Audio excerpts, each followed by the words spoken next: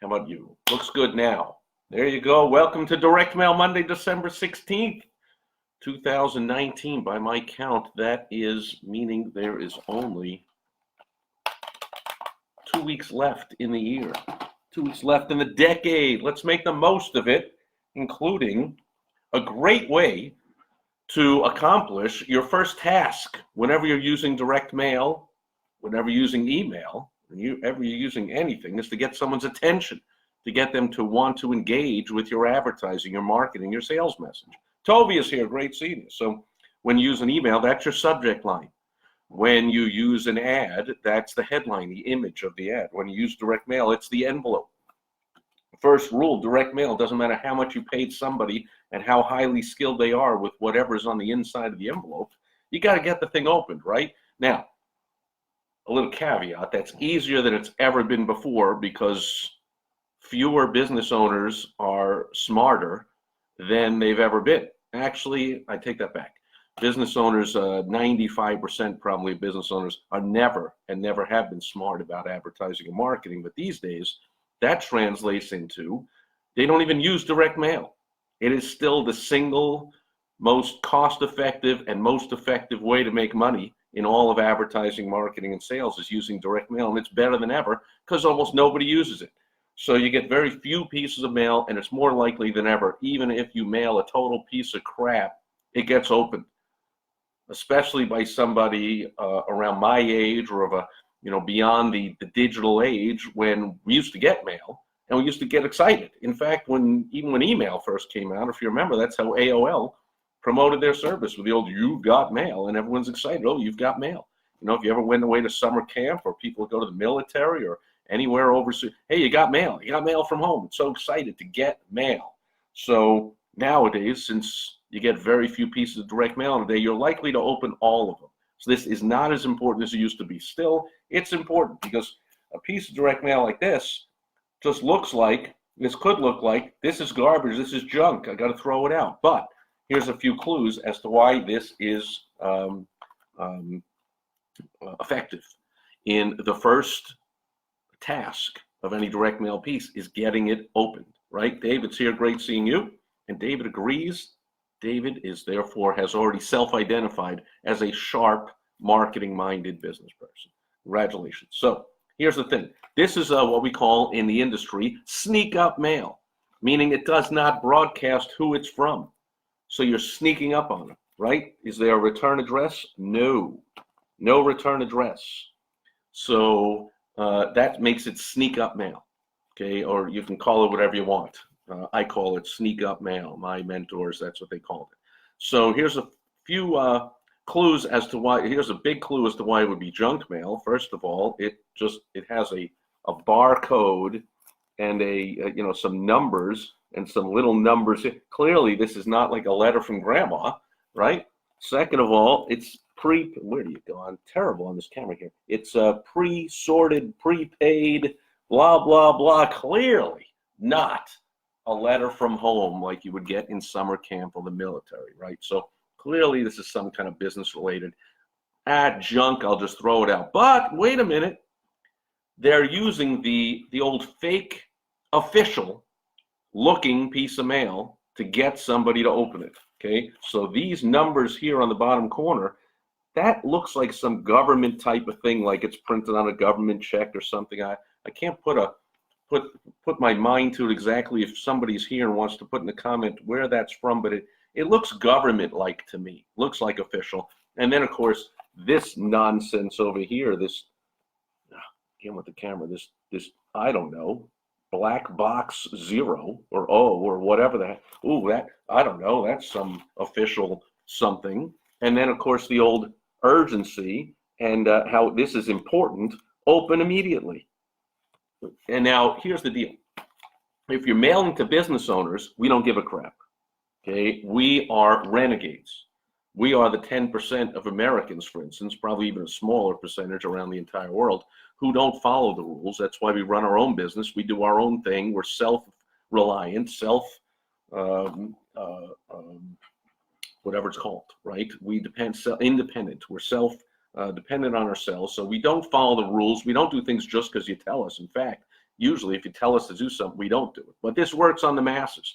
Certainly the 90% of people that work for us and other companies and do what they're told and show up when they're told and dress how they want to dress, and if they want a day off, they have to ask way in advance, can I please have it? You know, they're ruled by somebody, and they're used to asking for permission for everything and following all the rules, or else.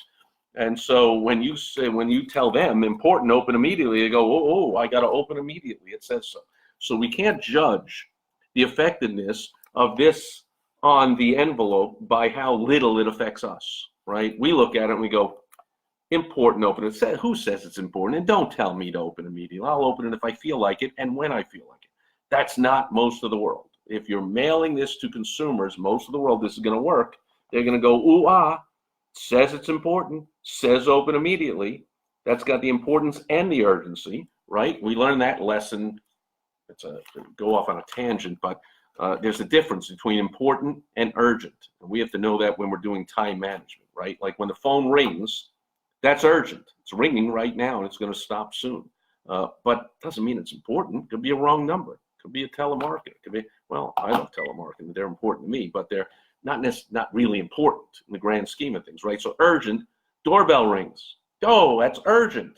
They're going to go away if I don't go to the door. Doesn't mean it's important. It could be somebody selling stuff like I did and Toby did for years, selling stuff door to door. So to the consumer, not necessarily important. But this has both. It's both important and urgent. So open this thing up. So it's working on me, even though it's addressed to somebody who has been deceased for over 4 years, my mom. But since I became the administrator of her estate, I had the mail forwarded to me. And so somehow she's on a whole bunch of mailing lists. I get a lot of new mover stuff. Oh, you're new to the area, Maryland, Cypress. I get a lot of stuff that's age appropriate for her. And she had hearing aids, and I'm on some hearing. I get a lot of hearing aid stuff. If you follow along with my Direct Mail Monday, there's a lot of stuff addressed to my mom that's appropriate for my mom. So let's see what this is. Is this about hearing aids? Is this about a new mover? So I think I changed the address about a year ago, possibly not on new mover lists anymore. But anyway, I'm interested to check this out because I believe this is well done sneak up mail, that it's not official, it's not important, and it's not urgent.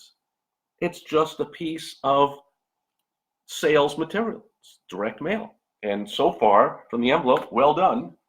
To the consumer, of course, they're not going to say well done. They're just going to say, oh, I got to open this thing. Oh, here's another clue, by the way. Looks official or government-like from these numbers, but it's mailed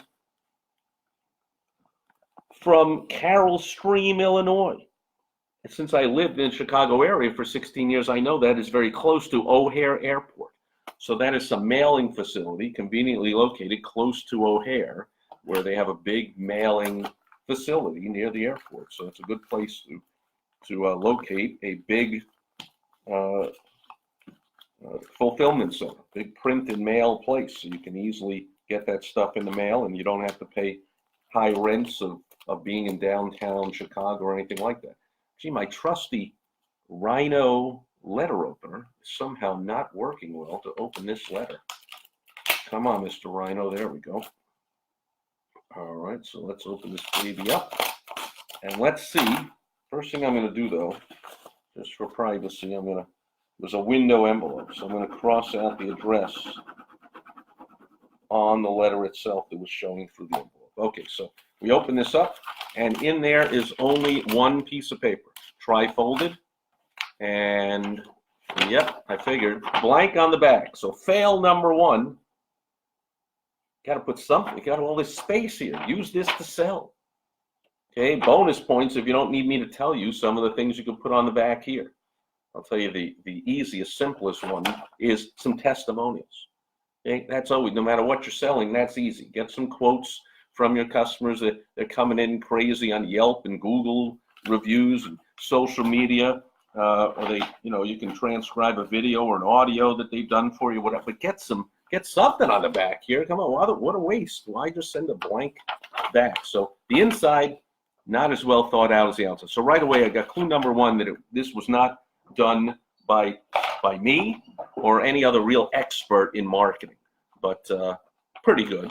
At least the envelope I thought snuck up pretty well. Oh, and okay. So here we go.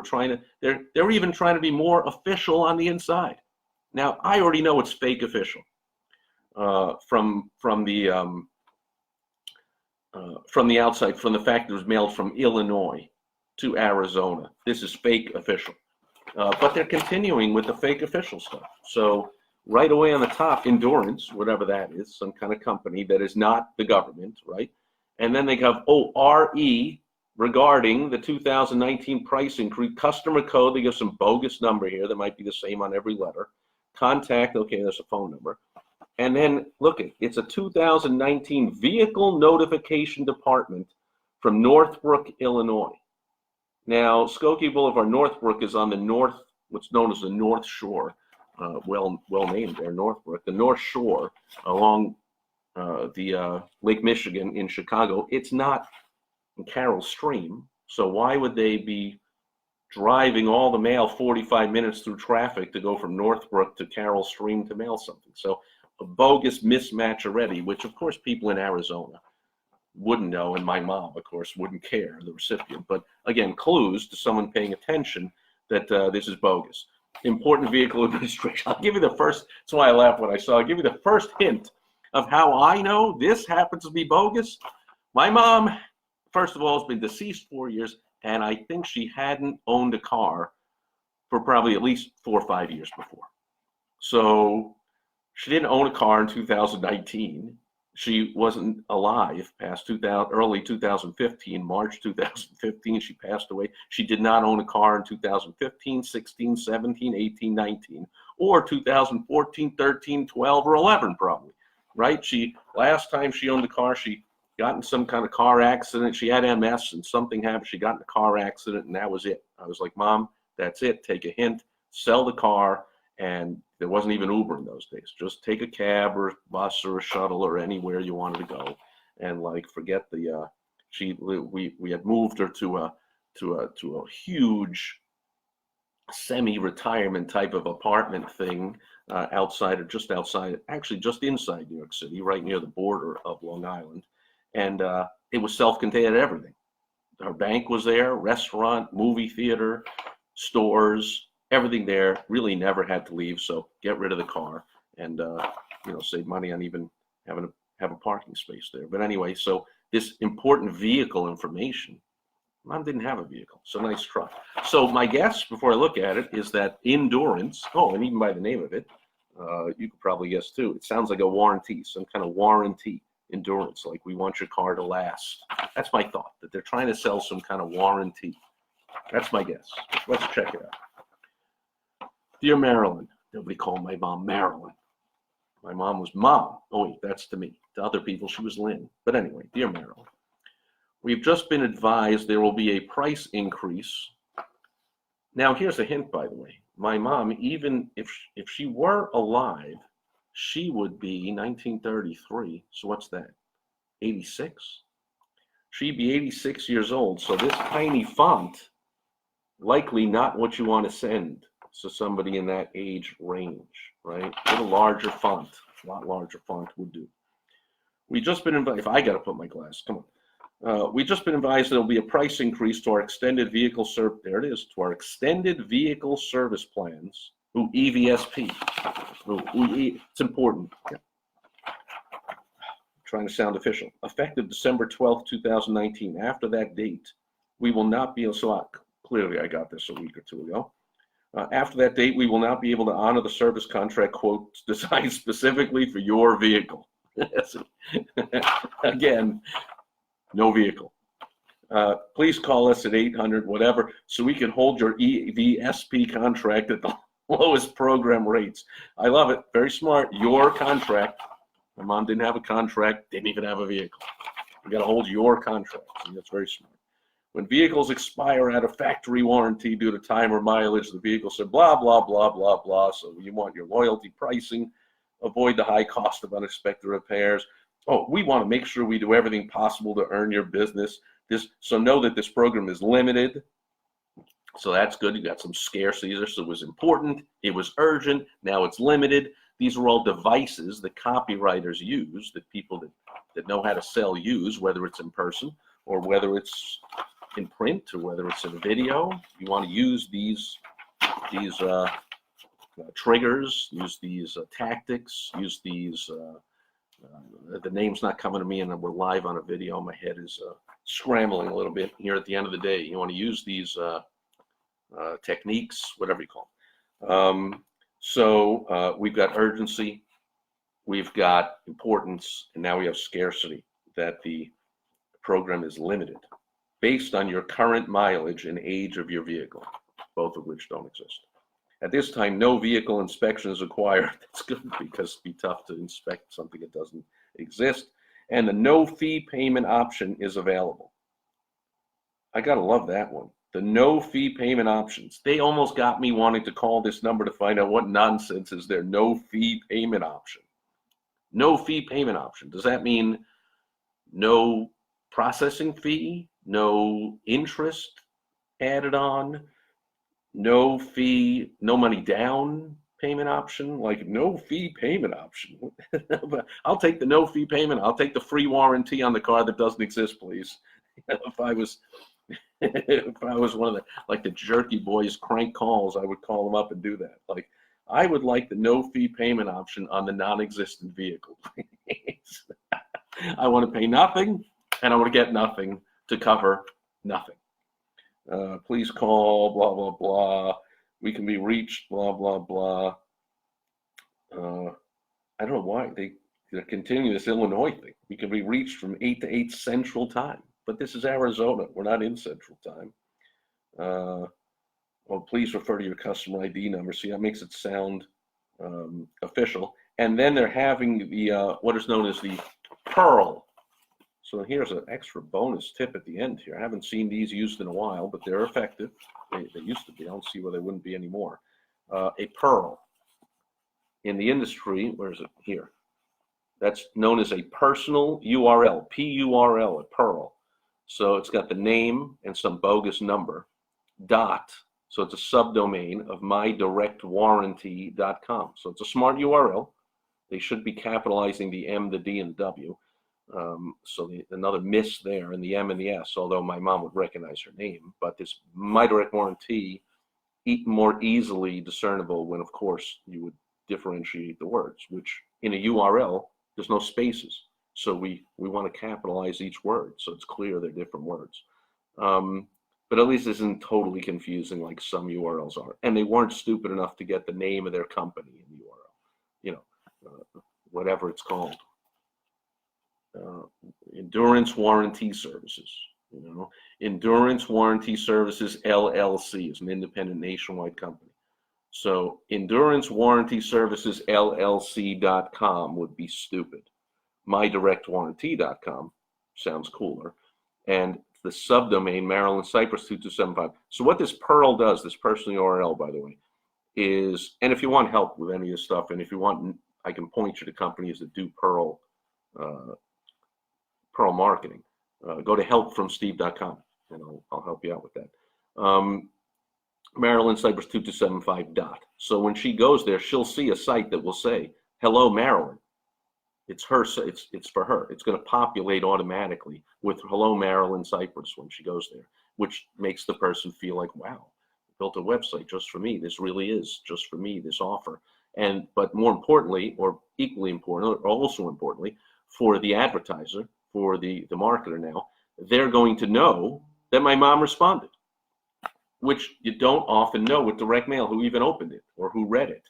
But this way, whether she buys or not, if she goes to that site, it will trigger a tracking mechanism that says, Maryland Cypress typed this in to her browser and she went to the website.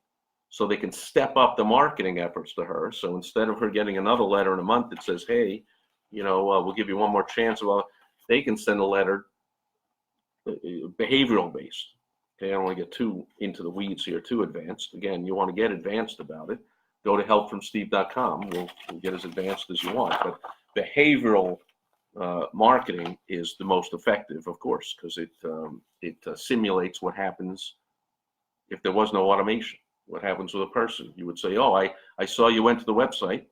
There must have been a problem with the website. We apologize for our site malfunction. Call this number and we'll complete your order, or we'll get your warranty going, or whatever you would say. So you're able to talk to them, responding to their action. They might not remember by the time they get that call or that email or that phone, that piece of mail a week later, that they went and weren't even thinking about it. But you say something like, oh, we saw you were almost completed the purchase. Something must have gone wrong with our site, even though 99% chance something went wrong with them deciding. It's called cart abandonment. I'm getting way into the weeds here with some advanced stuff, but you want to have marketing specifically to your cart abandons. People that go, put stuff in the shopping cart, picture in a supermarket. If somebody spent half an hour in the store going up and down aisles, put a lot of stuff in the cart, and then just left it there and left the store, you'd want to contact them. Hey, so-and-so, you left your cart here. It's full of stuff. You still want it?